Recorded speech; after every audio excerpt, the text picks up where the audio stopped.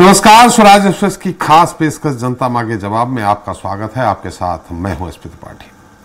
धरती का स्वर्ग कहे जाने वाले जम्मू कश्मीर की जनता जनार्दन जमहूरियत का जोरदार जश्न मना रही है। अनुच्छेद 370 के हटने के बाद जम्मू कश्मीर में पहली बार विधानसभा चुनाव के लिए हुई वोटिंग में कभी आतंकवाद का गढ़ रहे दक्षिण कश्मीर में मतदान के सारे रिकॉर्ड टूट गए। 3 चरणों में होने वाले विधानसभा चुनाव के पहले चरण में ही जम्मू कश्मीर की जनता ने यहां के लोकतांत्रिक इतिहास में नई इबारत लिख दी। पहले चरण में 7 जिलों में 24 सीटों के लिए वोट डाले गए, जिसमें 16 सीटें कश्मीर और 8 सीटें जम्मू रीजन की थी। पहले फेज में लगभग 61.4% वोटिंग हुई। यह आंकड़ा जम्मू कश्मीर में हुए पिछले 7 चुनाव में सबसे ज्यादा है। पहले फेज में देश के अलग अलग राज्यों में रहने वाले 35,000 से ज्यादा विस्थापित कश्मीरी पंडितों ने भी अपने वोट डाले। उनके लिए दिल्ली, जम्मू और उधमपुर में कुल 24 स्पेशल बूथ बनाए गए थे। दूसरे फेज में कश्मीर घाटी की 15 और जम्मू संभाग की 11 सीटों समेत कुल 26 विधानसभा सीटों पर 57.03% मतदान हुआ। अब तीसरे और आखिरी चरण के लिए 1 अक्टूबर को शेष 40 सीटों पर वोटिंग होगी। वहीं 8 अक्टूबर को चुनाव परिणाम जारी होने के साथ ही जम्मू कश्मीर की नई सरकार की तस्वीर पूरी तरह साफ हो जाएगी। ऐसे में सवाल यही है, आखिर जम्मू कश्मीर में 2 दौर की वोटिंग का ट्रेंड किसके लिए गुड न्यूज और किसके लिए बैड न्यूज रहा। साथ ही जानेंगे जम्मू में कम वोटिंग के सियासी मायने क्या है। आज चर्चा जमहूरियत की जंग के इसी मुद्दे पर।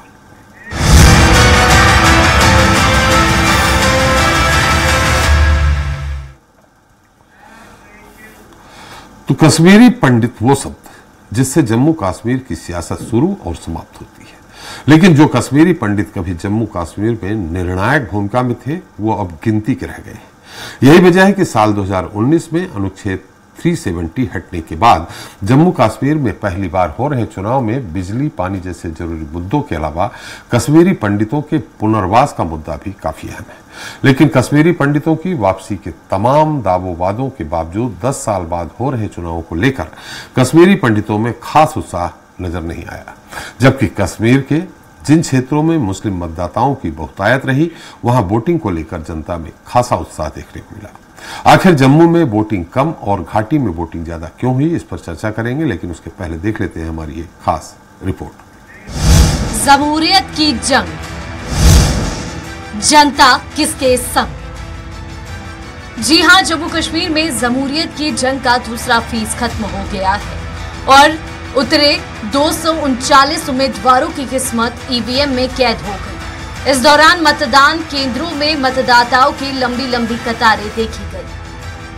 दूसरे फेज में कश्मीर घाटी की 15 और जम्मू संभाग की 11 सीटों समेत कुल 26 विधानसभा सीटों पर 57.03% मतदान हुआ। सबसे ज्यादा 74.70% वोटिंग रियासी जिले में, तो श्रीनगर जिले में सबसे कम 29.81% मतदान दर्ज किया गया। दूसरे चरण में लोकसभा चुनाव से 5% अधिक मतदान हुआ, लेकिन पिछले विधानसभा चुनाव के मुकाबले इस बार 3% कम वोटिंग हुई। 2014 में इन सीटों पर 60% मतदान हुआ था। इससे पहले 18 सितंबर को पहले चरण के चुनाव में 7 जिलों की 24 सीटों के लिए वोट डाले गए, जिसमें 16 सीटें कश्मीर और 8 सीटें जम्मू रीजन की थी। पहले फेज में लगभग 61.4% वोटिंग हुई। किश्तवाड़ में सबसे ज्यादा 80.20% और पुलवामा में सबसे कम 46.99% वोटिंग हुई थी। पहले फेज में देश के अलग अलग राज्यों में रहने वाले 35,000 से ज्यादा विस्थापित कश्मीरी पंडितों ने भी अपने वोट डाले। अब तीसरे और आखिरी चरण के लिए 1 अक्टूबर को बाकी 40 सीटों पर मतदान होना है। वहीं 8 अक्टूबर को चुनाव परिणाम घोषित होंगे। साल 2019 में अनुच्छेद 370 हटने के बाद जम्मू कश्मीर में पहली बार हो रहे चुनाव में मुख्य मुकाबला बीजेपी, पीडीपी और कांग्रेस नेशनल कॉन्फ्रेंस गठबंधन के बीच है। वहीं बिजली, पानी जैसे जरूरी मुद्दों के अलावा कश्मीरी पंडितों के पुनर्वास का मुद्दा भी काफी अहम है। लेकिन कश्मीरी पंडितों के वापसी की तमाम दावों वादों के बावजूद 10 साल बाद हो रहे चुनावों को लेकर कश्मीरी पंडितों में ही खास उत्साह नजर नहीं आ रहा है। ऐसे में सवाल यही है कि आखिर जम्मू कश्मीर में 2 दौर की वोटिंग का ट्रेंड किसके लिए गुड न्यूज है और कश्मीर में कम वोटिंग के सियासी मायने क्या है। मयंक शुक्ला, स्वराज एक्सप्रेस, भोपाल। तो इस मुद्दे पर चर्चा करने के लिए हमारे साथ मौजूद हैं खास मेहमान हैं सैयद बसारत अहमद बुखारी जी हैं, पीडीपी नेता हैं एवं पूर्व मंत्री हैं जम्मू कश्मीर के। एडवोकेट मुज्जमिल शाह कांग्रेस प्रवक्ता हैं हमारे साथ, अनंतनाग से हैं, कश्मीर से के प्रवक्ता अनंतनाग से जुड़ रहे हैं। अहमद अयाज राजनीतिक विश्लेषक हैं, कश्मीर से हमारे साथ जुड़ रहे हैं। खेमचंद शर्मा जी बीजेपी नेता दिल्ली से जुड़ रहे हैं। Ajay Tripathi security editor Swaraj express हमारे साथ भोपाल स्टूडियो में। सबसे पहले मुज्जमिल शाह साहब, आपको मेरी आवाज आ रही है ना? स्काइप से दिक्कत है जी। आपसे ये पूछ रहा हूं, सरकार बना रहे हैं आप? ये इंशाल्लाह हम लोग सरकार बनाएंगे। इंडिया गठबंधन यहाँ पे सरकार बनाएगी, एमपी और कांग्रेस की सरकार आएगी जी, पूर्ण मेजॉरिटी के साथ आएगी। चलिए, पूर्ण मेजॉरिटी के साथ आएगी। ये किस आधार पे आप कह सकते हैं? ये ग्राउंड रियलिटी के आधार पे मैं आपको कह रहा हूँ। जो 2 राउंड अभी तक हुए हैं उनमें हमने मेरे हिसाब से 70% सीट इंडिया गठबंधन ने ली है जी। एक यहां जब आप बना लेंगे सरकार चलाएंगे तो एक समस्या आएगी आपके सामने। नेशनल कॉन्फ्रेंस ने अपने घोषणा पत्र में वादा किया है कि धारा 370 की बहाली हम कराएंगे, मतलब वहां से प्रस्ताव वो पारित करा के केंद्र सरकार को भेजेंगे। हालांकि केंद्र सरकार के पाले में गेंद रहेगी। इन स्थितियों में आपने अपने घोषणा पत्र में इस मुद्दे पे मौन रखा है। अब अगर सरकार में विधानसभा के अंदर ये प्रस्ताव पारित करके भेजा जाता है तो आप उसका समर्थन करेंगे या वही मौन स्वीकृति रहेगी आपकी? देखिए ये एमसी का फैसला है, नेशनल कॉन्फ्रेंस का फैसला, उनकी पार्टी का फैसला है, उनका मैनिफेस्टो है। हमारा मैनिफेस्टो जो है हमने उसमें क्लियर रखा है कि हम 1 लाख जॉब्स देंगे, यहाँ पे हम राशन फ्री देंगे, यहाँ पे हम महिला जो हेड महिला है उनको हम 3-3 हजार रुपया देंगे महीना और बाकी सभी सुविधा देंगे। 370 के बारे में हमने मैनिफेस्टो में कुछ भी बात नहीं कही है। अभी हमारे अलायंस ने ये सभी बात की है। अगर वो लीगल बैटल लड़ना चाहते हैं तो वो उनकी मर्जी है, डेमोक्रेसी है, कोई भी कुछ बोल सकता है, कोई भी कुछ कर सकता है।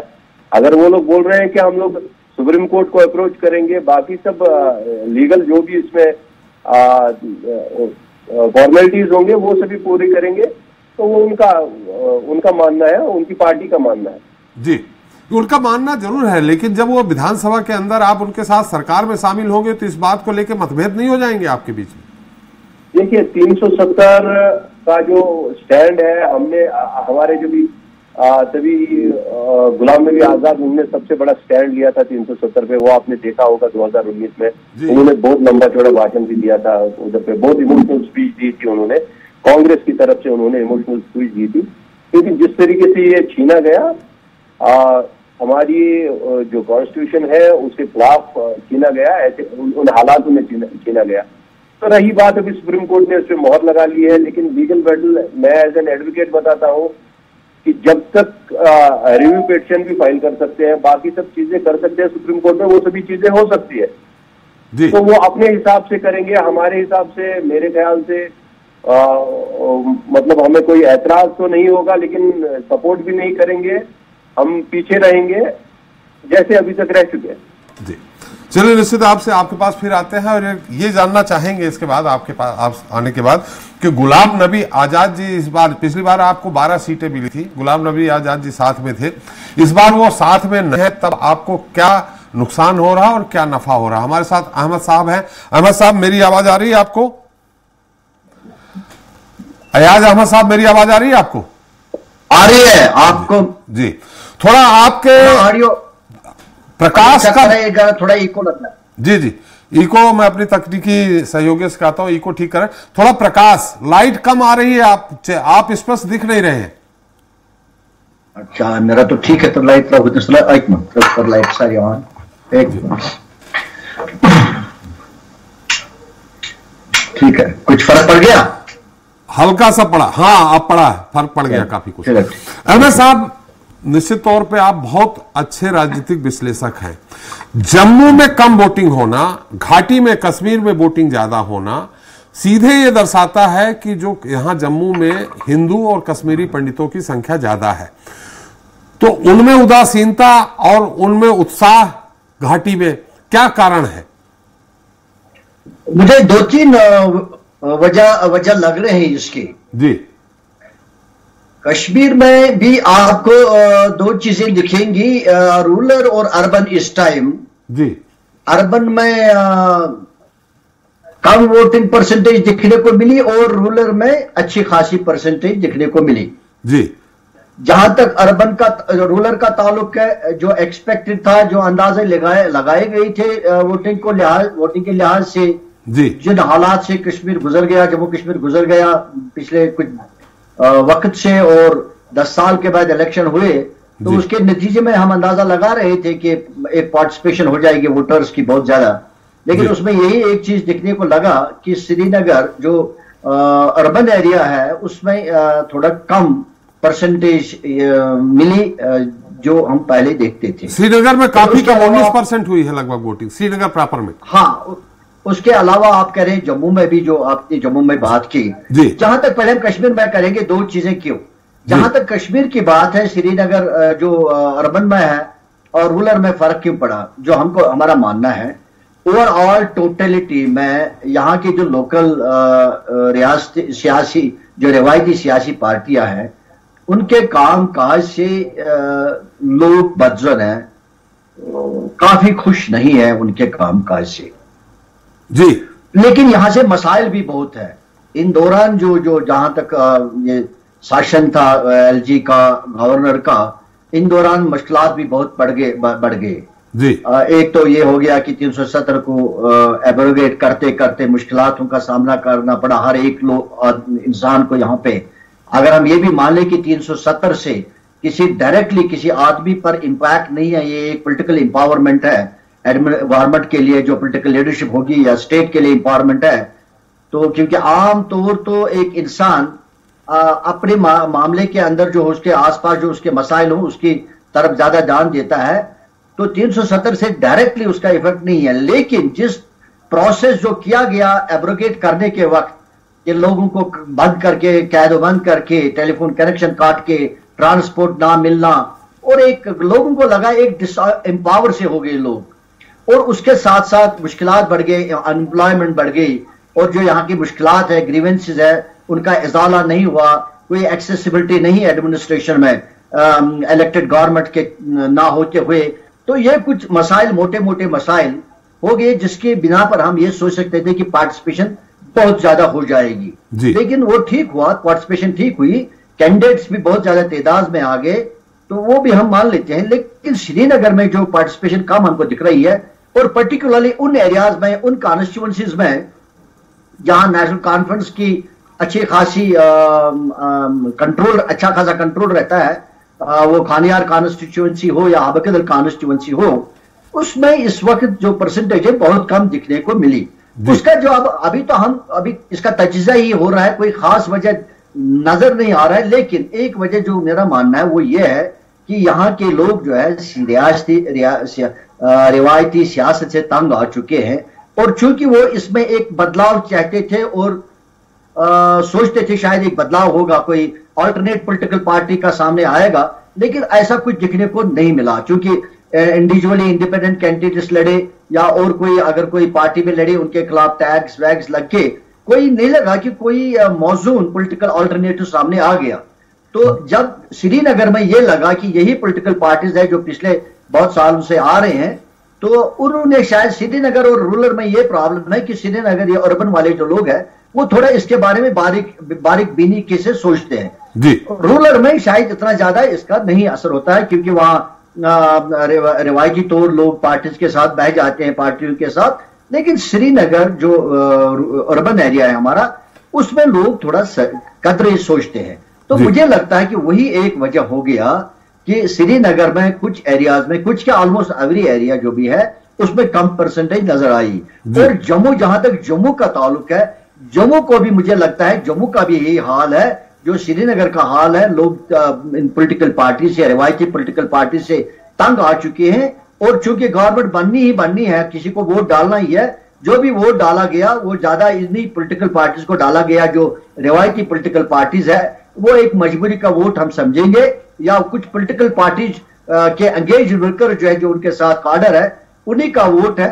आमतौर लोग इन पॉलिटिकल पार्टी से बदजुन है, वही वजह है शायद उसका इम्पैक्ट हमको इलेक्शन में दिखा, कहीं कम परसेंटेज मिली, वो शायद वही वजह है जो मैं देखता हूं। जी, मतलब सीधे सीधे शब्दों में अगर कहें, हम खेमचंद जी से पूछना चाहेंगे कि अगर जम्मू में, देखिए भाजपा को जो भी सीट मिलती थी जम्मू में ही ज्यादातर मिलती थी, और जैसे कि पहले 37 सीटों में से 25 सीटें अकेली भाजपा ने जीती थी पिछले 2014 के चुनाव में, तो वो जम्मू से ही ज्यादातर थी। इन स्थितियों में अगर जम्मू में वोटिंग कम हुई है, उत्साह कम हुआ है, तो भाजपा को नुकसान, और घाटी में अगर वोटिंग ज्यादा हुआ है तो भाजपा को वहां भी नुकसान। ये मान सकते हैं क्या अहमद साहब हम?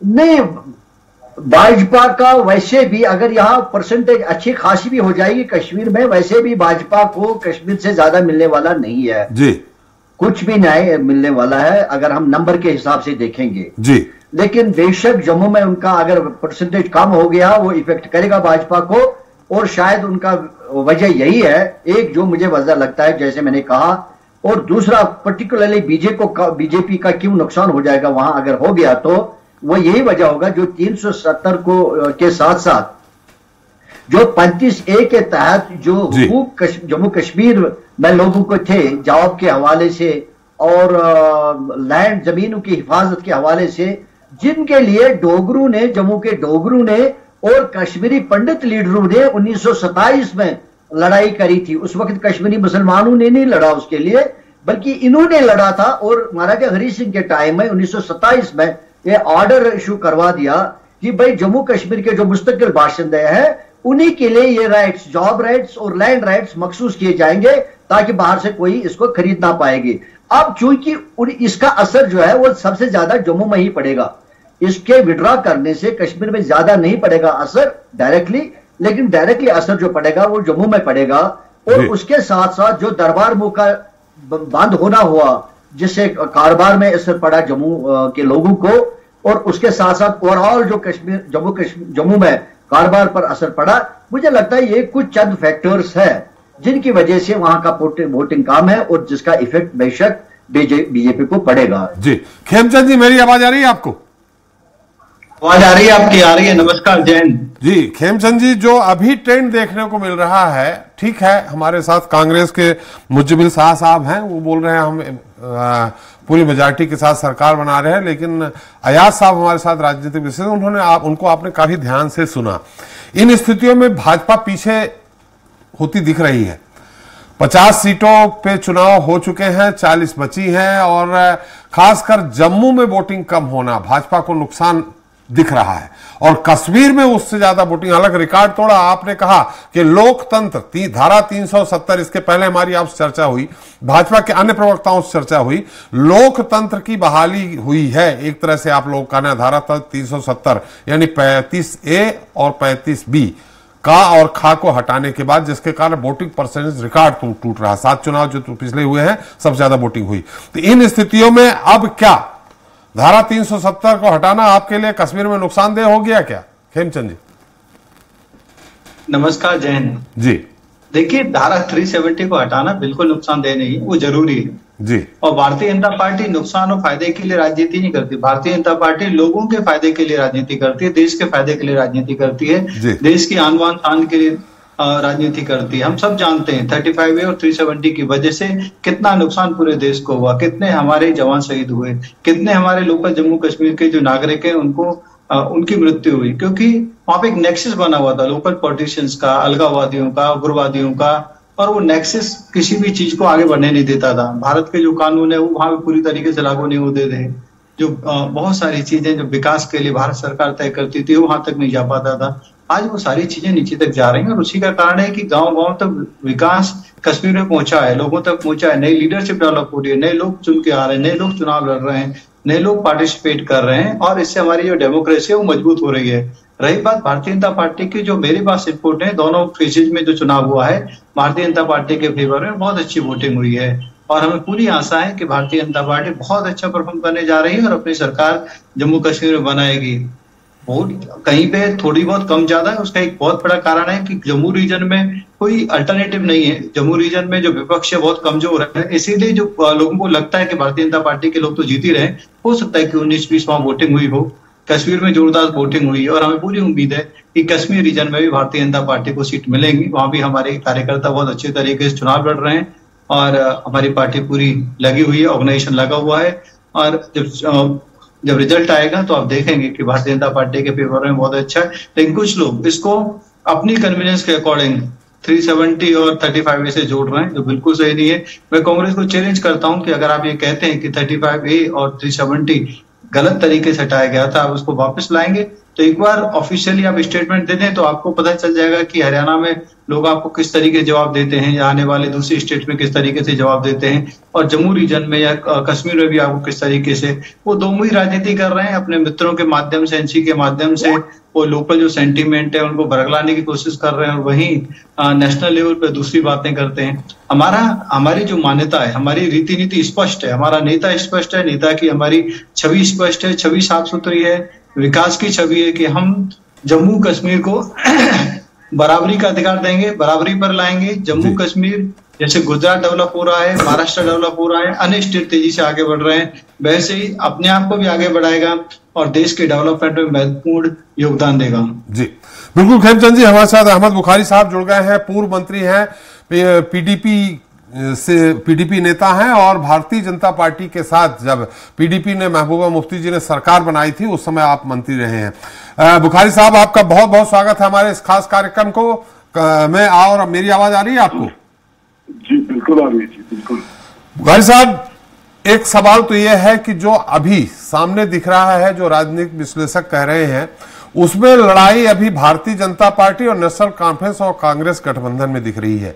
पीडीपी काफी पीछे नजर आ रही है और अगर सरकार नहीं बनाने की स्थिति में रहते हैं या हंग असेंबली बनती है तो क्या एक बार फिर भारतीय जनता पार्टी के साथ आप मिलकर सरकार बनाने की पहल करेंगे? जी बिल्कुल भी नहीं।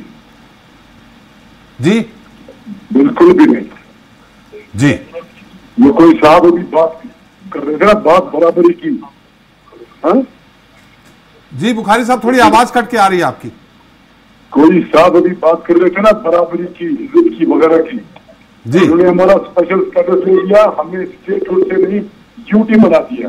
ऐसा लगता है कि जो यहाँ हमने किया था, बड़े जम्मू हिंदुस्तान के साथ जैसे कोई गुनाह किया था जी, और बड़े ताव से कह रहे हैं लोग हम बराबरी पे लाएंगे। क्या खास बराबरी पे लाओगे आप? तो सब तबाही मचाई यहाँ पे। और ऐसे कहते हैं टूरिज्म बढ़ गया, टूरिज्म बढ़ गया, जैसे पहली बार टूरिस्ट आ रहा है और उनको शर्म नहीं आती है। टूरिज्म के साथ साथ यात्रियों को भी जोड़ देते हैं। हमने कभी अपनी सरकार में यात्रियों को नहीं जोड़ा जी, कभी नहीं जोड़ा हमने कभी नहीं जोड़ा इनको। और ऐसा लगता है कि गुलमर्ग पहली बार आई है, ऐसा लगता है कि दलदल पहली बार जन्म हुआ है, ऐसा लगता है कि पहली बार कल हमने देखा पहलगाम। इनको शर्म नहीं आती, ऐसा होना चाहिए इनको। बीजेपी ने तो तबाही बचाई हमारे कश्मीर की जी। अब बड़ी बड़ी बातें करते हैं, आनंद का पता न देश की खबर। बुखारी साहब आपका अनुभव कैसे रहा? बुखारी साहब आपका अनुभव कैसे रहा? आपका अनुभव भारतीय की खबर ना वो की पता का पता, बड़ी बड़ी बातें करते हैं, तबाही मचाई सब चीजों की जी। बुखारी साहब आपका अनुभव कैसे रहा भारतीय जनता पार्टी के साथ? जितने दिन भी सरकार चलाई, आप मंत्री रहे हैं, अनुभव कैसा रहा आपका? इसीलिए तो हमने हमारी सरकार गिरा दी, हमने बजा दी उनकी। हमने कोई चीज नहीं मानी, कोई कॉम्प्रोमाइज नहीं किया हमने जी। कोई, मैं लॉ मिनिस्टर था, मैं रेवेन्यू मिनिस्टर था, मैं रिलीफ मिनिस्टर था, कोई कॉम्प्रोमाइज नहीं किया हमने। इनको बेसिकली इनको आइन का, आइन और संविधान है उसकी कदर नहीं है, क्योंकि ये बनाने वाले तो थे ही नहीं, इनको पता ही नहीं। आजादी की रेस जो लड़ाई लोगों ने लड़ी, इसमें शामिल थे क्या? इसमें आरएसएस शामिल था क्या? इनको क्या पता है कैसे आजादी हुई, कैसे आइन बना, कैसे लोगों ने कुर्बानियां दी, आगे बैठ गए कुर्सी में। इनको एहसास ही नहीं है। तबाही तौर से हिंदू मुस्लिम पर लड़ रहे हैं लोग जी। बुखारी साहब दिल्ली से हमारे साथ भारतीय जनता पार्टी प्रवक्ता खेमचंद जी हैं, कुछ कहना चाह रहे हैं। खेमचंद जी, देखिए मैं जो सुन पा रहा था, ये कह रहे हैं कि हमारा क्या कंट्रीब्यूशन है। बुखारी साहब सुन लीजिए, बुखारी साहब एक मिनट में आपको रोक रहा हूँ, बुखारी साहब मैं रोक रहा हूँ आपको, बुखारी साहब रोक रहा हूँ एक मिनट के लिए। खेमचंद जी कुछ कहना चाह रहे हैं, सुन लीजिए फिर हम आपसे कौन सा एक्सपर्ट है कश्मीर का जी? खेमचंद जी बोलेंगे मुझे, why should I listen to him? Why should I listen to him? चलिए खेमचंद जी को सुन लीजिए बुखारी साहब जी। खेमचंद जी देखिए, बुखारी जी को नमस्कार, लेकिन वो जो बातें कर रहे हैं वो गलत करो करे कि हमारा क्या कंट्रीब्यूशन है देश की आजादी में। अरे हमारा तो कंट्रीब्यूशन इतना है कि आप सोच भी नहीं सकते। और दूसरा आप कह रहे हैं हम हिंदू मुसलमान करते हैं। हिंदू मुसलमान कहां से हुआ? कश्मीर से हुआ। उन लोगों ने किया जिन्होंने लाखों हिंदुओं को कश्मीर से बाहर किया। आप लोग यदि ये बात कहेंगे कि हिंदू मुसलमान हम करते हैं तो ये शोभा नहीं देती। ना आप उन लोगों के साथ खड़े हुए, ना ही उनको बचाने की कोशिश की, ना ही आप लोगों ने उन्हें पुनः वापस लाने के सीरियस प्रयास किए, बल्कि आप कट्टरपंथियों के साथ मिलकर या बहुत सारे और लोग कट्टरपंथियों के साथ मिलकर काम करते रहे। हमारा भी सरकार से बाहर आने का कारण भी यही था, क्योंकि आप लोग हमारे साथ आने के बावजूद जो आपको रवैया बदलना चाहिए था, कश्मीर के बारे में सोचना चाहिए था, लोकल लोगों के बारे में सोचना चाहिए था, उसकी बजाय आप जो आपकी घिसी पिटी राजनीति है उसी में आप लगे हुए थे। भारतीय जनता पार्टी की आइडियोलॉजी, भारतीय जनता पार्टी के जो सीनियर कार्यकर्ता हैं वो देश की आजादी में भी लगे हुए थे और लगातार अभी देश की सेवा में हुए हैं। आज हम जो 10 में 5वीं बड़ी अर्थव्यवस्था जनता पार्टी के कार्यकर्ता। किशन जी ये मुद्दा अलग हो जाता है। अभी कश्मीर के मुद्दे में आए, अर्थव्यवस्था हम कहाँ पहुंचे ये मुद्दा अलग है। वही बता रहा हूँ सर, वही बता रहा हूँ। बुखारी साहब को सुन लीजिए, आपने अपनी बात मैं आ रहा हूँ बुखारी साहब पे आ रहा हूँ। जो हमारा देश मजबूत हो रहा है तो उसका सीधा इम्पैक्ट जम्मू कश्मीर पे आ रहा है। इसका मतलब ज्यादा रिसोर्स जम्मू कश्मीर में डिप्लॉय कर पा रहे हैं, ज्यादा सुविधाएं वहां पे दे पा रहे हैं, ज्यादा पैसा दे पा रहे हैं, ज्यादा इंफ्रास्ट्रक्चर डेवलपमेंट कर पा रहे हैं। वहां पे जो बेसिक फैसिलिटी चाहिए, घरों में लाइट की फैसिलिटी चाहिए और फैसिलिटी सारी की सारी फैसिलिटी हम दे पा रहे हैं। तो उसका एक बहुत बड़ा कारण है तो ये है कि आज भारत सरकार किसी भी हालत में हमारे जम्मू कश्मीर को पीछे नहीं छोड़ना चाहती, जम्मू कश्मीर को बराबरी के साथ आगे लेके जाना चाहती है, आगे बढ़ाना चाहती है। चलिए खेमचंद जी आ गई हमारा लक्ष्य। खेमचंद जी आ गए। बुखारी साहब क्या कहेंगे? इनसे पूछिए कि इनका कहना है कि 5 अगस्त के बाद जम्मू कश्मीर में डेवलपमेंट शुरू हुआ। जो मैंने अपनी कॉन्स्टिट्यूंसी के लिए 900 करोड़ 9 साल में लाए, मैंने क्या रूस से लाए कि यूक्रेन से लाए? What nonsense they are speaking. ये पूरे मुल्क को धोखा दे रहे हैं। कभी मेरे सामने लाइए, मैं इनसे बात कर करके बचा दूंगा। क्या कर इनका मुल्क इंडिया की क्या इसकी जाति नहीं है? मुल्क क्या हमारा मुल्क नहीं है क्या? नहीं बातें करके रहते हैं। इनका सर होता है ना पैर होता है। मुझे कभी चाहिए इनके सामने मैं इनकी बचा के रख दूंगा, पूरे मुल्क के सामने बता दूंगा। पता नहीं क्या कश्मीर एक्सप्रेस बन गए दिल्ली में बैठ के, ना आ की खबर ना ऊ की पद का पता। आप काफी नाराज है बुखारी साहब, लेकिन आपकी आवाज स्पष्ट नहीं आ रही। तबाही बचाई कश्मीर की, आपने हमारी इज्जत के साथ खेला, आपने मेरे एहतराम के साथ खेला। आपको पता ही नहीं दिल्ली में बैठ के मैं कौन हूँ, मेरी क्या कुर्बानी है, और आप बोले जा रहे हैं। खुशखबरी आपकी मेरे सामने नहीं है। चलिए बुखारी साहब एक बार हमारे एहतराम के लिए कोई चीज बर्दाश्त नहीं करेंगे। बुखारी साहब हमारे सिक्योरिटी डिटेल झूठी बना के रख दिया और ठंडूरा पीछे पूरे मुल्क में जम्मू कश्मीर की आबादी होगी। सही काम किया आपने, झूठी बनाया हमें। चलिए हम आपके पास फिर आ रहे हैं बुखारी साहब, एक मिनट। बिल्कुल हम आपके पास फिर आ रहे हैं। हमारे साथ कांग्रेस प्रवक्ता भी है, उनके पास भी जाएंगे। अजय त्रिपाठी जी आपकी टिप्पणी, आपको किसी सवाल करना है क्या? मुद्दा सिर्फ ये होता है कि अगर पीडीपी और बीजेपी में ये इतना ज्यादा रंजिश होनी थी तो उनको भाई दोस्ती आपने की। आपको पता था बीजेपी की वर्किंग क्या है, बीजेपी का स्टाइल क्या है, बीजेपी की आइडियोलॉजी क्या है, और ये बीजेपी को भी पता था कि जिनके साथ वो हाथ मिला रहे उनका आइडियोलॉजी क्या है। तो कैसे आज जो खेमचंद जी बात कर रहे हैं या बुखारी साहब बात कर रहे हैं, आप कैसे कह सकते हो कि ऐसा होना था, ऐसा नहीं हुआ? आप अपनी आइडियोलॉजी से कोई आपका कॉमन प्रोग्राम जो बना था उसके मुताबिक चल पाएगी सरकार, ये किसी को, हम लोग को नहीं लग रहा था। आपको पता नहीं कैसे उम्मीद थी, और वही इस बार भी होना है। देखिए अगर हंग असेंबली बनती है तो मुझे लग रहा है बीजेपी को, जो अगर बीजेपी सिंगल लार्जेस्ट पार्टी बन के आती है तो आपको हाथ तो मिलाना पड़ेगा। इस मामले में देखिए कांग्रेस का स्टेबल की, ठीक है, कांग्रेस पूरी तरह कॉमनवेल्थ प्रोग्राम के पर भरोसे पे है। वो अभी 370 को लेकर कुछ भी नहीं बोल रही है, पर नेशनल कॉन्फ्रेंस लगातार बोल रही है। तो उनका जो अलायंस बना हुआ है, तो समस्या वही है पूरे इलेक्शन में जो अभी तक समझ में आया कि आप स्पष्ट रूप से नहीं कह सकते हैं कि क्या मुद्दा है या किस मुद्दे को लेकर के वोटिंग कम हो रही है, ज्यादा हो रही है। पर यह तय है कि 370 को लेकर के लोगों में नाराजगी, उसकी जो प्रोसेस थी उसको लेकर नाराजगी वहां के लोगों में है। ये अब तक की बात से हमको समझ में आया है। जी शाह साहब, आप कुछ बोलना चाह रहे थे? हमने चाहने के पहले आपसे सवाल किया था कि आप अभी गुलाम नबी आजाद जी कांग्रेस में नहीं हैं, उससे आपको नुकसान हो रहा है या फायदा हो रहा? पहले मैं मेरे बीजेपी साथी को जवाब देना चाहता हूँ। बीजेपी ने हमेशा तोड़ने का काम किया, इन्होंने कभी जोड़ा नहीं है जी। तब भी अंग्रेजों के, मैं बोलता हूँ, ये अंग्रेजों के साथ मिले हैं। आज भी 4 आदमी जो पूरा फायदा उठा रहे हैं, 4 एज जो उनको ये फायदा दे रहे हैं, वैसे ही इन्होंने कश्मीर में, जम्मू एंड कश्मीर में तोड़ने का काम किया। किसको फायदा दे रहे हैं जम्मू कश्मीर में ये बीजेपी वाले? बीजेपी वाले फायदा अभी देना चाहते हैं अदानी अंबानी को जी। उनको ये लैंड फ्री देना चाहते हैं जी। यहाँ पे स्टेट लैंड इसीलिए ग्रैब किया गया था ताकि वो अदानी और अंबानी को दिया जाए जी। इनके जो अपने फेवरेट लोग हैं उनको दिया जाए जी। जो इनके बड़े बड़े मतलब फिनांसर्स है मैं कहूंगा उनको दिया जाए जी। तो दिया भी गया, ऐसा नहीं है कि नहीं दिया गया, तो इनडायरेक्टली दिया भी गया। इन्होंने तोड़ने का काम किया, इन्होंने जोड़ने का काम नहीं किया जी। और यहाँ पे पिछले 10 साल से इनकी हुकूमत रही है। ये लोग डायरेक्टली दिल्ली से राज कर रहे हैं यहाँ पे जी। आप मेरे को बताइए, इन्होंने यहाँ पे मैनिफेस्टो रिलीज किया, मैनिफेस्टो में बोल रहे हैं कि हम लोग फ्री लैपटॉप देंगे।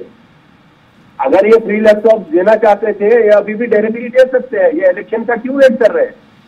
यहाँ पे बादशाह इन्होंने बिठा के रखा था, जैसे ब्रिटिश रूल में बादशाह होता था, वो एक राजवाड़े को या किसी निजाम को भेजते थे हुकूमत करने के लिए, वैसे ही इन्होंने यहाँ पे अपना बादशाह भेज के रखा है।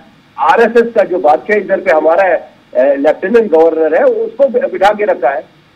एक तानाशाह यहाँ पे, यहाँ के 1.5 करोड़ लोगों का उनके बारे में फैसला लेता है। एक अकेला आदमी बैठ के एसी कंपार्टमेंट में बैठ रहा है, एसी चेयर पे बैठा हुआ है और वहां से निकलने का नाम नहीं लेता है। वहां से ये बोल रहा है कि मैं कश्मीर को हमने डेवलप किया है। आप बताइए मेरे को, एक भी कॉलेज, एक भी हॉस्पिटल, एक भी स्कूल इन्होंने खोला है कि पिछले 10 सालों में? अगर इनको फिक्र होती है यहाँ की डेवलपमेंट की जी। ये बता रहे हैं कि डेवलपमेंट हुई आफ्टर 2019। 2019 के बाद यहाँ पे हर कोई चीज बंद हुई। आप बताइए मेरे को, अमरनाथ यात्रा यहाँ पे विदाउट सिक्योरिटी हमेशा हुई है 2019 से पहले। बचपन से मैं देखता आया हूँ, कभी भी सिक्योरिटी की जरूरत नहीं पड़ी, लेकिन इस बार पूरे जम्मू से सिक्योरिटी लगाई जाती है अमरनाथ यात्रा तक, एक भी बंदे को नहीं छोड़ा जा रहा है। तो यही है इनका नया कश्मीर बीजेपी का। और यहाँ पे अनएम्प्लॉयमेंट की ये बात है, उस लोग जो है मास्टर्स करके पीएचडी करके सड़कों पे रेड़े लगा के बैठे हैं। ये किसको देना चाहते हैं? जी साहब एक सवाल करना चाहेंगे, क्या जिस तरह से घटनाएं घट रही थी पहले, आतंकवाद की घटनाएं घट रही थी और पत्थरबाजी की घटनाएं घट रही थी, तो जो बीजेपी का दावा है पत्थरबाजी समाप्त हो चुकी है, तो पत्थरबाजी की घटनाएं घट रही थी उसकी हकीकत क्या थी और समाप्त हो गई है क्या पूरी तरह से? पहली बात मैं आपको बोलता हूँ, बीजेपी इसमें कामयाब हो गई 370 और पत्थरबाजी को कंबाइन करें जोड़ने में जी। ये खाली इतना बोलते हैं कि 370 की वजह से पत्थरबाजी, लेकिन आप ये नहीं सोच रहे हैं कि पत्थरबाजी यहाँ पे हो क्यों रही थी जी। उससे पहले अगर यहाँ पे पत्थरबाजी होती थी वो किस लिए होती थी जी? अगर बीजेपी 370 और पत्थरबाजी को जोड़ रही है, ये गलत कर रही है। ये कामयाब हुई उसमें कि ये लोगों को, पूरे भारत के लोगों को, इंडिया में, पूरे हिंदुस्तान में वहां पे ये बताने में कामयाब हो गए कि 370 और पत्थरबाजी का कनेक्शन था, जो कि बिल्कुल नहीं था। 370 अपनी जगह थी, जो पत्थरबाजी थी वो डिफरेंट थी, वो कैसे चल रहा था वो डिफरेंट चल रहा था। पत्थरबाजी कब हो गई? क्या बीजेपी का दावा है? बीजेपी का दावा है पत्थरबाजी समाप्त हो गई। यहाँ पे टेररिज्म बढ़ गया, आतंकवाद के घटनाएं यहाँ पे बहुत ज्यादा बढ़ गए। जम्मू जो सेफ है ये माना जाता था, आपको भी मालूम है, आप न्यूज रिपोर्टर है, आपको भी इंफॉर्मेशन होगी। पिछले 1 साल से उठा के देखिए, मेरे हिसाब से पिछले 10 साल में उतने हमारे जवान शहीद नहीं हुए होंगे जिससे पिछले 10 साल से हुए, पिछले 1 साल से हुए जी। से ये घटनाएं हुई है, बीजेपी अगर उनको नजरअंदाज करना चाहती है, जम्मू के लोगों को नजरअंदाज करना चाहती है और ये उनको मोशन देना चाहती है कि अगर एनसी और कांग्रेस की सरकार आ जाती है, जैसे 90 में शुरू हुआ था कश्मीर में आतंकवाद का दौर, यहाँ पे भी होगा जी, जम्मू में भी, जम्मू वैसे करके मोशन दे रही है। ये हिंदू मुस्लिम का प्रोपेगेंडा जो चलाना चाहते हैं, डिफरेंट एंगल से यहाँ पे चलाना चाहते हैं जी। तो उधमपुर और जम्मू में तो ये चला पाएंगे, लेकिन बाकी सभी जगहों पे तो नहीं चला पाएंगे। अगर ये लोग सीटें लेंगे मेरे हिसाब से 5 या 8 सीटों से ज्यादा तो बीजेपी लेगी नहीं। तो इनका जो अभी छोड़ने का मकसद है, अभी आप बता रहे थे, अभी मेरे भाई ने बोला कि यहाँ पे कश्मीरी पंडित यहाँ पे रह रहे हैं, अभी भी है, उनको जो भी जॉब्स प्रोवाइड, आप हमारे साथ यहाँ पे रह रहे हैं, मेरे पड़ोस में रह रहे हैं, हमारे साथ भाई बन के हम लोग पिछले साल से रह रहे हैं। कुछ भी मेरे हिसाब से उनके साथ भी नहीं, मतलब ऐसे करके घटना ही हुई जब बीजेपी दिखा रही है। और रही बात टूरिज्म की और इंडस्ट्रीज की, भी गलत तरीके से उसको अभी दिखा रही है बीजेपी। इससे पहले नेशनल मीडिया जो था, का फोकस कश्मीर में ऐसे नहीं था। अभी बीजेपी क्या कामयाब हुई, पूरे जो उनका जो मीडिया अपना है, गोदी मीडिया, उसको पूरा कश्मीर पे लगा दिया। ये टूरिज्म आ रहे हैं, इतने सारे आ रहे हैं। चलिए साहब, वो पहले भी आते थे। आपकी बात बिल्कुल, हम चलेंगे अब अयाज साहब के पास। अयाज साहब, मेरी आवाज आ रही है आपको?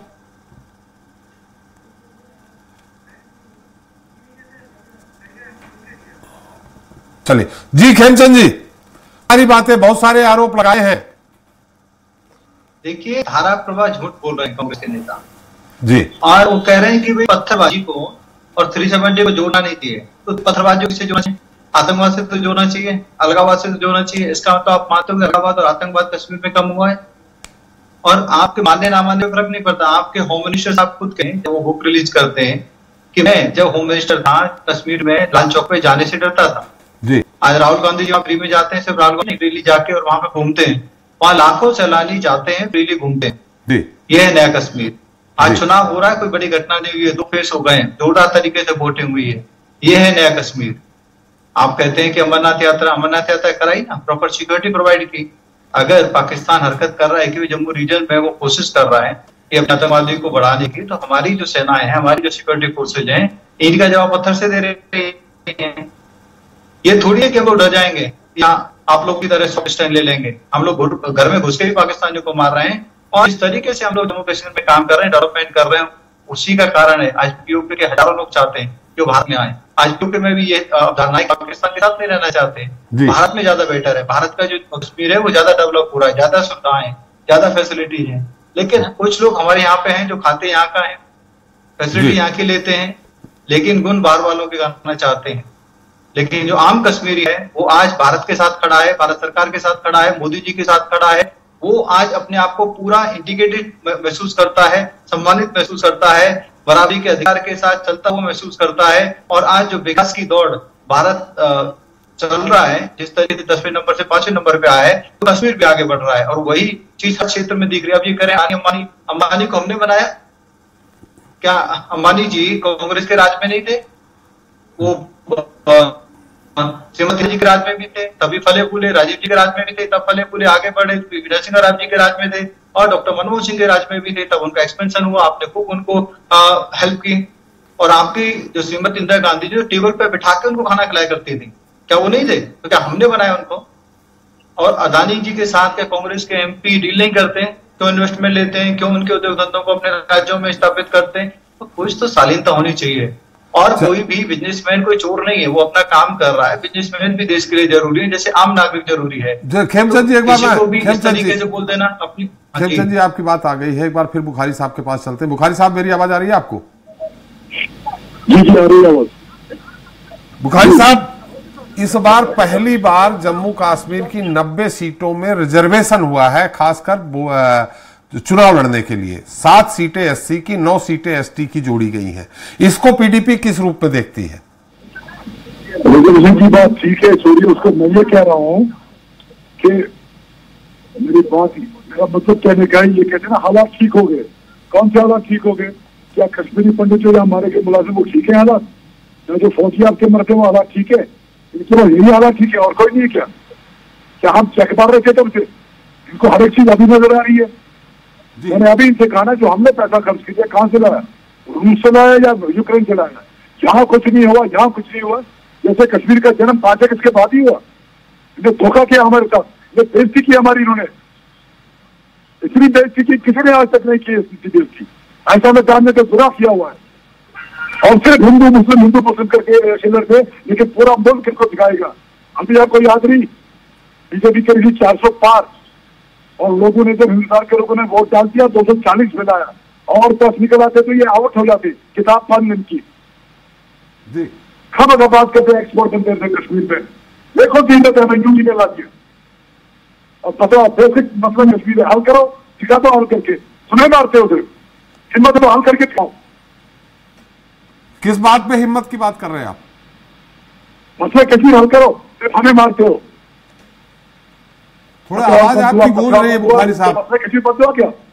आवाज आपकी गूंज रही है, थोड़ा स्पीकर पास में रखेंगे। गूंजती रहती है, मैं घूमता रहता हूँ। हम सब बर्दाश्त नहीं करते, हम सच बोलते हैं, न गलत करते हैं, न किसी को तंग करते हैं, न किसी को सताते हैं, न करप्शन करते हैं जी, न किसी के अफसर करते हैं। और जो ऐसे होते हैं वो ऊंची आवाज से बोलते हैं, हम सिर्फ करते हैं अल्लाह ताला से और किसी से नहीं। जी बुखारी साहब, हमने आपसे सवाल ये किया था कि रिजर्वेशन पहली बार मतलब उन लोगों को मिला है जो निचले तबके के लोग हैं, जिसमें से 16 सीटें रिजर्वेशन मतलब जो निचले तबके के लोग हैं उनको रिजर्व की गई। ठीक है, अगर उनकी भी बहबूदी हो जाती है कोई बात नहीं, तो अगर बहबूदी हो जाती है तो इसको आप बेहतर मानते हैं? मैं कहता हूँ अगर कोई तबका ऐसा है जिसको जरूरत है बहबूदी की, अच्छा है ना, को इसका मतलब ये नहीं कि आप सबको मारेंगे फिर कहेंगे बहबूदी कर दी। क्या करते हो भाई, पूरा मुल्क चलाते हो, थोड़ा जरा सोच के चलाओ। जी नहीं, बेहतर है। ये काम तो बीजेपी ने किया ना, ये काम तो बीजेपी ने किया। नहीं, मैंने तकलीफ करनी है, मुझे आपसे इतनी बात कर सकता हूँ। Thank you very much.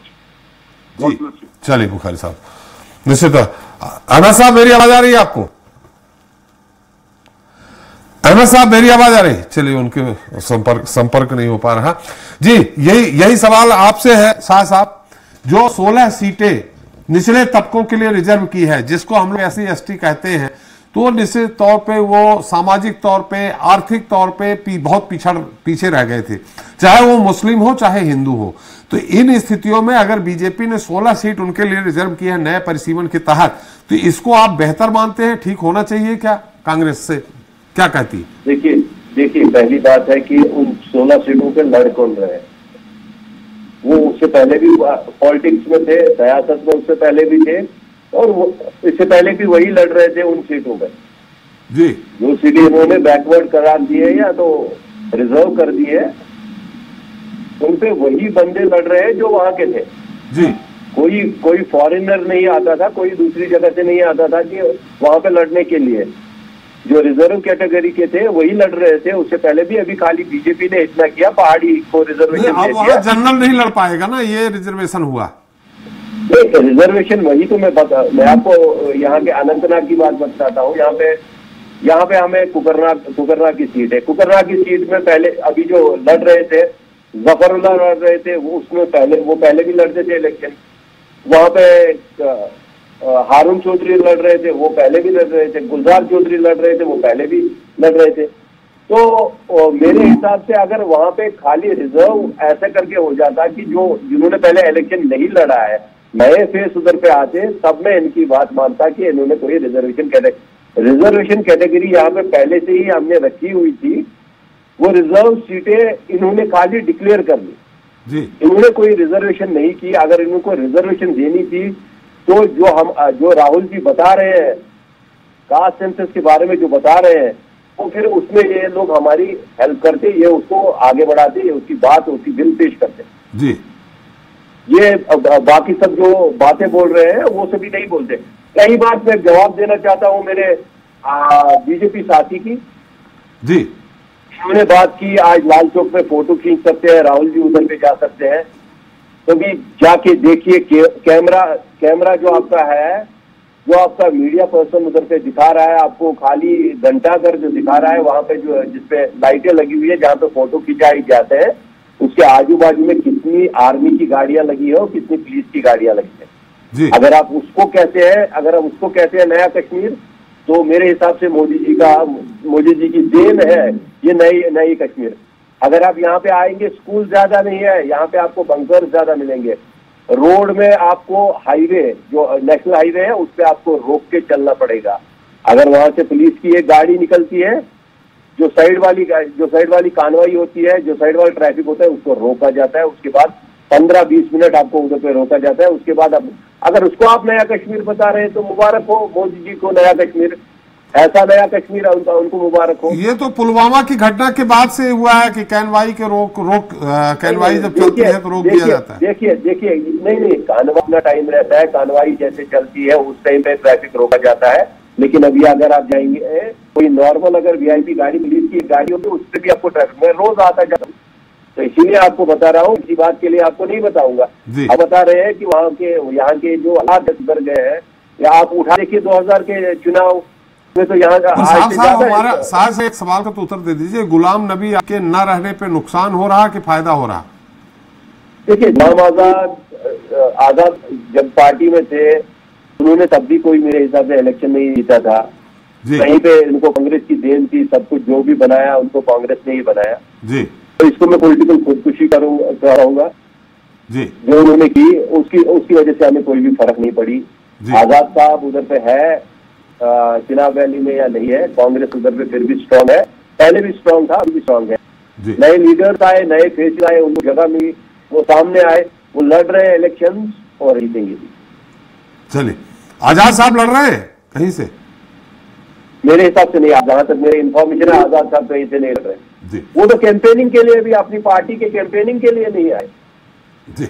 Ajay Tripathi तो अपने जी, अजय त्रिपाठी जो कांग्रेस से सवाल करना है, बीजेपी से कोई सवाल के पास किसी से करना हो? नहीं, बस बीजेपी से बस एक सवाल छोटा सा था कि वो जो बार बार बात कही जा रही है स्टैंड जो 370 को लेके स्टैंड खेमचंद जी हो रहा है, बार बार वो कांग्रेस के नेशनल कॉन्फ्रेंस कह रही है कि हम बना के भेजेंगे। ये बात पब्लिक को कैसे कन्वे हो पाएगी कि ये जो कह रहे हैं ऐसा नहीं हो पाएगा? अमित शाह जी, मोदी जी बोल जरूर रहे हैं, पर पब्लिक कैसे कन्वे हो कि हाँ ये जो कह रहे हैं वो ऐसा नहीं हो पाएगा? टेक्निकली, लीगली उनको कैसे ये बताया जा सकेगा? खेमचंद जी देखिए, जो संसद के द्वारा जो नहीं हुआ था 370 संसद के द्वारा नहीं इंप्लीमेंट हुआ था, वो टेम्पररी अरेंजमेंट था जिसको चुपका दिया गया परमानेंट करके। संसद के द्वारा प्रॉपर प्रोसीजर अपना के सुप्रीम कोर्ट ने भी उस पर वैलिडिटी दी है, सुप्रीम कोर्ट ने मोहर लगाई है और उसको हटाया गया है। संसद के द्वारा ही पुनः लगाया जा सकता है और संसद में जब तक भारतीय जनता पार्टी नेशनलिस्ट मौजूद हैं तब तक ऐसा काम नहीं होगा। तो ये हम बता रहे हैं कि ये वापस नहीं हो सकता। दूसरा, अभी कांग्रेस के मित्र किस तरीके से बातें कर रहे थे, उससे ये एक बात साफ जाहिर होती है कि वो बचा नहीं पा रहे हैं कि आज शांति स्थापित हुई है। अगर कुछ प्रोटोकॉल्स स्थापित किए गए हैं और उस प्रोटोकॉल की वजह से शांति स्थापित हो रही है, उग्रवादियों को मौके नहीं मिल रहे, उग्रवादी हतोत्साहित हैं, उग्रवादी वहां पे घटनाओं को अंजाम नहीं दे पा रहे हैं, तो अच्छी बात है। और इनको लेकर इनको दुख होता है मतलब, क्योंकि आप सिक्योरिटी फोर्सेज पे वहां पे अटैक कम हो रहे हैं, ना के बराबर हो पा रहे हैं, तो इनको दुख हो रहा है। आज वहां पे लाखों सैलानी जा रहे हैं तो इनको दुख हो रहा है। क्या लाखों सैलानी के साथ एक एक आर्मी वाला जा रहा है? नहीं, वो जा रहे हैं, फ्रीली घूम रहे हैं। राहुल गांधी जी भी फ्रीली गए। क्या राहुल गांधी जी के साथ हमेशा आर्मी वाले उनके आसपास हर जगह घूमते रहे? क्या नहीं? और आर्मी तो वही थी। राहुल के होम मिनिस्टर भी लाल चौक पे डटे थे। होम मिनिस्टर साहब ने वही साहब आपसे सवाल करना चाहता हूं, और आपकी इम्प्लीमेंटेशन है, आपकी वो इम्प्लीमेंटेशन खराब थी।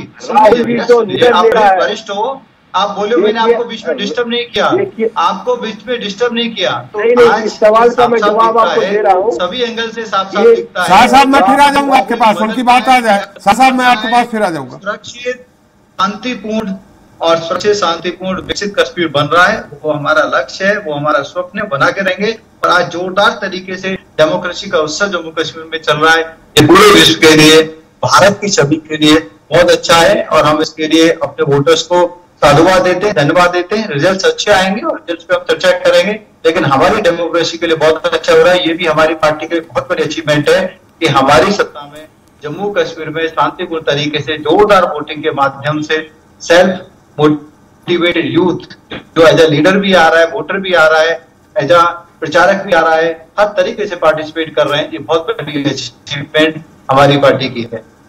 शर्मा जी, क्या आपकी पार्टी नहीं, सरकार नहीं बना पाती तो भी साधुवाद है? ऐसा अगर मगर नहीं, हम चुनाव लड़ रहे हैं और हम पूरी ताकत से लड़ रहे हैं और हमें उम्मीद है हम सरकार बनाएंगे।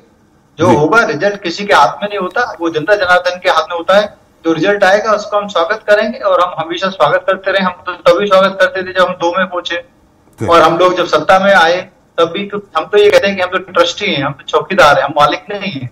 तो जनता का जो आदेश होगा, जनता का जो आशीर्वाद होगा, उसको स्वीकार करेंगे। लेकिन जो हमें इनपुट मिल रहे हैं और हमारे कार्यकर्ता मेहनत कर रहे हैं और हमने जो काम किया उसको लेकर हम आगे बढ़ रहे हैं। हमें पूरी उम्मीद है कि हमारी सरकार बने। चलिए शाह साहब शर्मा जी बोल रहे थे कि अब बीच में नहीं बोले, चलते चलते आपसे ये भी सवाल है, अगर सवाल हमारा एक सुन लीजिए शाह साहब, मेरा सवाल है 22 दबे नेशनल कॉन्फ्रेंस और कांग्रेस मिलकर सरकार बनाने में थोड़ा बहुत दूर रह जाते हैं, तो क्या बुखारी साहब की पार्टी यानी पीडीपी को आप लोग अपने में लाएंगे बीजेपी को दूर करने के लिए? तो देखिए वो तो हाईकमांड का डिसीजन होगा, वो तो उसके बारे में मैं कुछ नहीं कह सकता, वो तो सिचुएशन के हिसाब से देखा जाएगा।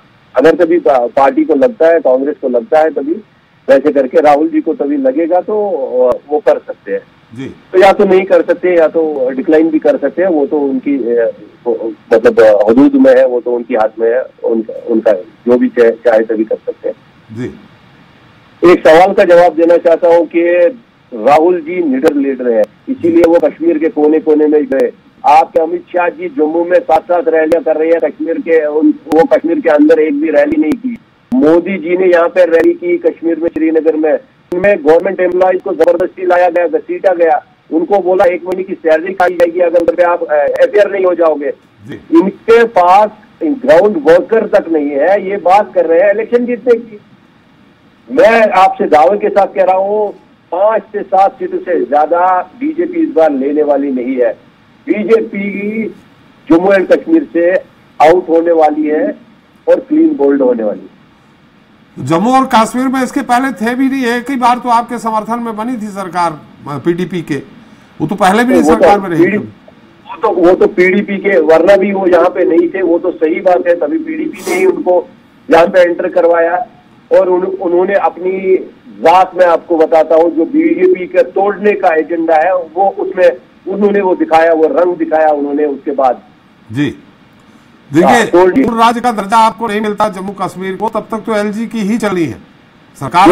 राहुल जी ने कल भी अपने भाषण में कहा कि अगर हमें सड़कों पे आना पड़े हम आएंगे और जरूर आएंगे। हम सभी कार्यकर्ता जितने भी कांग्रेस के कार्यकर्ता है, हमें अगर सड़कों पे ही सोना पड़े हम सोएंगे, जब तक हमारा हक हमें नहीं मिलता, स्टेटहुड वापस नहीं मिलता, तब तक हम सड़कों पे बैठेंगे। तो कांग्रेस की अगर इतनी मजबूत स्थिति थी तो आपने अलायंस क्यों किया नेशनल कॉन्फ्रेंस से? देखिए अलायंस तो बना हुआ था, इंडिया अलायंस। हमने नेशनल कॉन्फ्रेंस के साथ इसलिए अलायंस नहीं किया कि हम कमजोर थे, हम ये थे। उससे पहले इंडिया अलायंस बना हुआ था, तो हाईकमांड ने फैसला लिया कि इंडिया अलायंस के साथ ही जाएंगे, तो इंडिया अलायंस के साथ ही हम गए। और जिस किसी सीट पे भी हम लड़ रहे हैं, कांग्रेस जिस किसी सीट पे लड़ रही है, डेफिनेटली हम वो जीतेंगे। आप अनंतनाग की बात करें, आप जिनसर की बात करें, आप त्राल की बात करें, आप दूरू की बात करें, या तो आप श्रीनगर की बात करें, वो उनके चुनाव हो चुके हैं और हमारे हक में वहां के नतीजे आएंगे। जो भी हमारे ग्राउंड रिपोर्ट्स आ रहे हैं वो हमारे हक में आ रहे हैं। जी चलिए, हमारा समय भी समाप्त हो गया, लेकिन आपको याद दिला दें यही नेशनल कॉन्फ्रेंस है जो कभी एनडीए के साथ भी रही है, बीजेपी के साथ भी रही है। चलते चलते राज त्रिपाठी जी आपकी इस पूरे मुद्दे पर टिप्पणी। कुल मैटर की कर सरकार किसकी बनती है तो भविष्य आएगा, बेहतर हो सकता है, लेकिन ये बेहतर है कि वोटिंग हो रही है और वहाँ का जमहूरियत का जो एक असली कैरेक्टर होता है वो साफ दिखाई पड़ा जम्मू कश्मीर दोनों जगह पे। निश्चित रूप से बीजेपी भी कह रही है और कांग्रेस भी कह रही है, सब कह रहे हैं, और हम भी मानते हैं कि उसको एक स्टेटहुड का दर्जा मिलना चाहिए। और मुझे लग रहा है कि बीजेपी भी साल 2 साल बाद जब भी स्थितियां बदलेंगी उसको स्टेटहुड देने से बैकफुट पर नहीं जाएगी, भले ही उसमें सारे सिस्टम बदल जाए, लेकिन जम्मू कश्मीर को बहुत दिन तक बिना राज्य के दर्जे के नहीं रखा सकता और उसको देना ही पड़ेगा और देंगे ये लोग भी, ये मुझे उनकी बातचीत से लगता है। लेकिन ये तय है कि लास्ट फेज की वोटिंग जो 1 तारीख को है उसमें भी ऐसे बेहतर परफॉर्म करें, ईमानदारी से वोटिंग हो जाए, ये सबसे बड़ी उपलब्धि हिंदुस्तान की होगी, अकेले कश्मीर की नहीं। चलिए समय विश्वास, तो बहुत बहुत धन्यवाद अहमद साहब आपका, बुखारी साहब आपका, शाह साहब आपका और खेमचंद जी आपका, और त्रिपाठी जी हमारे साथ चर्चा में शरीक होने के लिए और अपना अमूल्य समय देने के लिए। तो आज हमने चर्चा की जम्मू कश्मीर के सियासी संग्राम की, जहां कश्मीर घाटी की जनता ने बम्पर मतदान कर जमहूरियत को मजबूत किया है, तो दूसरी तरफ जम्मू में हुई कम वोटिंग ने राजनीतिक पार्टियों की चिंता बढ़ा दी है, खासकर बीजेपी, क्योंकि जम्मू रीजन में कश्मीर पंडितों की तादाद ज्यादा है और बीजेपी कश्मीरी पंडितों के पुनर्वास और उनकी सुरक्षा के मुद्दे को लेकर ही चुनावी मैदान में उतरी थी। हालांकि अभी तीसरे चरण की 40 सीटों पर मतदान बाकी है, जिसे लेकर सारी पार्टियों ने अपनी पूरी ताकत झोंक रखी है। आज के लिए इतना ही, नमस्कार।